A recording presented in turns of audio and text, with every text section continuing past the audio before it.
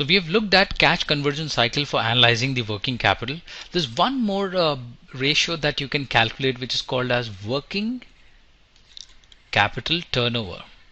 Now this working capital turnover is calculated as revenue, which is your sales, divided by your working capital. So what will this measure give us? This measure actually provides us that how much we are able to generate sales or revenue per dollar of working capital. So you can actually use this kind of information to understand how much is the contribution per dollar of working capital in terms of sales. So interesting term, and many companies actually have very low working capital. So and this can happen when your uh, working capital, which is actually defined as current assets minus current liabilities, and your current assets, if they are very close to current liabilities, then your working capital can be really low, and in that case your working capital turnover will be high. So we need to understand in which industries working capital turnovers can be really high, and it can be high in those cases where current assets are very close to current liabilities. Okay, so let's move forward and look at the other set which we have been talking about, that is basically the fixed asset related utilization. So they are broadly classified into two types. One is that there is something called total asset turnover. So we have been speaking about turnover ratios in this category. So this was working capital turnovers, now this is total assets turnover, and obviously this is defined as revenue divided by your average total assets.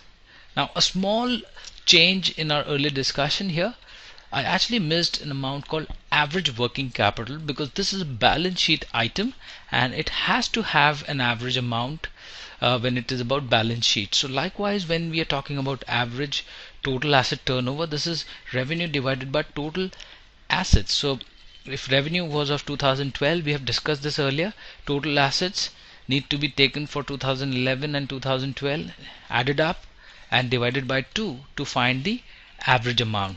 So what does this total asset turnover signifies? It basically signifies that how much amount of sales are we able to generate per dollar of your asset.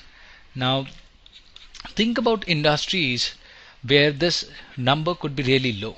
Say for example, if an asset turnover is equal to 1.0, so what this means is we are able to generate only $1 of sales per $1 of total assets. Which kind of industry will kind of show this kind of a phenomena? Maybe those companies which have large or high capital expenditures and their assets are really huge in size. So highly capital intensive firms may actually show an asset turnover of 1 to 2.0. However, maybe think about some other industry, say for example retail. Now retail, you may not find that assets are stuck or it's a high capital intensive organization.